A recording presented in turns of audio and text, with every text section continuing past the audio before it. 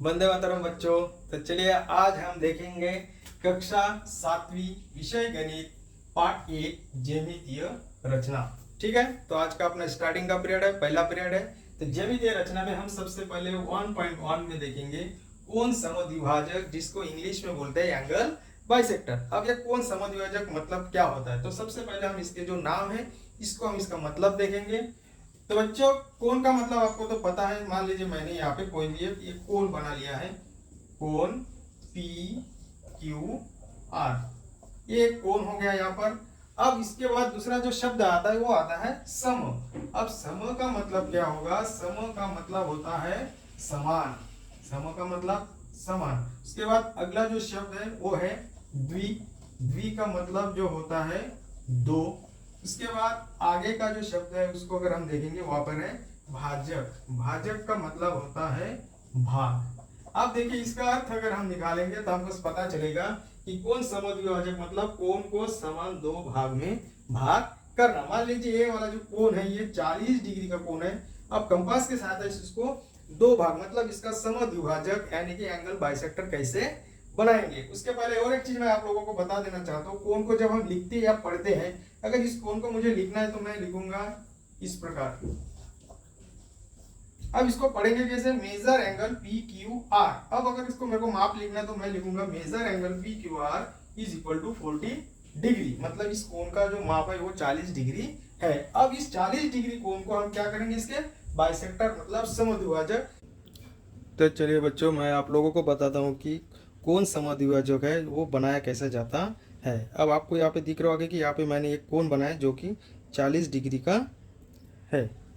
अब इस 40 डिग्री कोण को हमको समद्विभाजक बनाना है। उसके लिए क्या करना है, आपके पास में एक कंपास है, इस कंपास को एक कंपास में एक डिस्टेंस लेना है, कोई भी एक डिस्टेंस।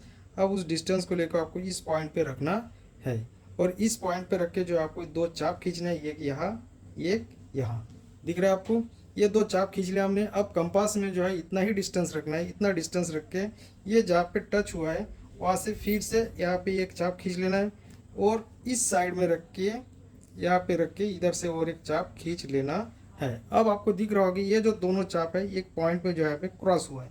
अब जिस पॉइंट पे क्रॉस हुआ है उस पॉइंट को पॉइंट क्यू के साथ, मतलब हम मापन पट्टी लेंगे, मापन पट्टी लेके क्यू के साथ इसको जोड़ देंगे। अब इस पॉइंट को भी हम एक नाम दे देंगे यम।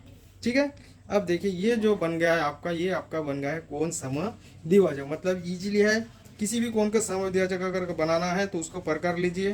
प्रकार लेके पहले दो चाप खींचना है दोनों भुजाओं पे, उसके बाद उसके ऊपर प्रकार रख के बीच में दो चाप खींच लेना है, जहाँ पे टच होगा वहाँ से मापन पट्टी के सहायता से सीधी रेखा खींच लेना है और आपका समद्विभाजक तैयार हो जाएगा।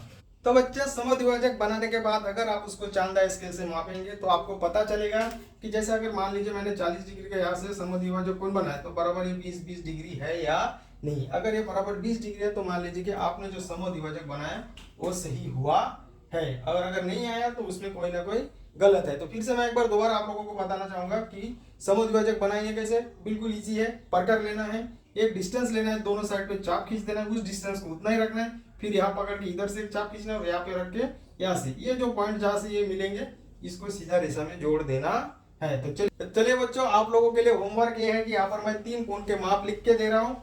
एक कोण मान लीजिए 50 डिग्री, सेकंड वाला जो है आपका 80 डिग्री और थर्ड जो है 60 डिग्री। तो ये 3 डिग्री के कोण माप मैंने यहाँ पे लिख दिया। तो इस तीनों डिग्री के कोण जो है आपको बनाना है और उस कोण को बना के आपको उसके समद्विभाजक खींचना है। और जिसको आ गया वो कमेंट्स में यस लिखेंगे, और अगर किसी को समझ में नहीं आया या फिर कोई प्रॉब्लम आ रहा है तो आप कमेंट्स में जरूर बताएं कि सर मुझे ये समझ में नहीं आ रहा, तो आप लोगों को बताइएगा। और एक बात बिल्कुल ध्यान में रखना है, जिसने भी जो वीडियो देखा है वहाँ पे आपके कमेंट्स में आपके नाम के साथ यस लिखना है ताकि हमको पता चले कि आपने वीडियो देखा है। तो बच्चों थैंक यू, बाय बाय।